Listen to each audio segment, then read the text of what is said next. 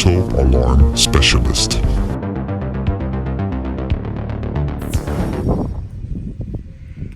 Okay, we got a 2019 Suburban.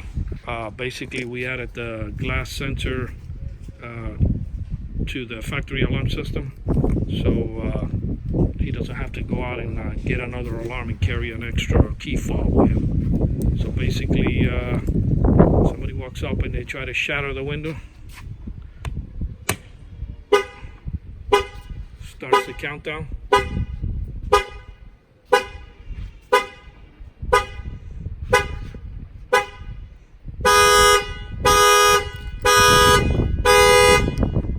Same thing, you hit unlock.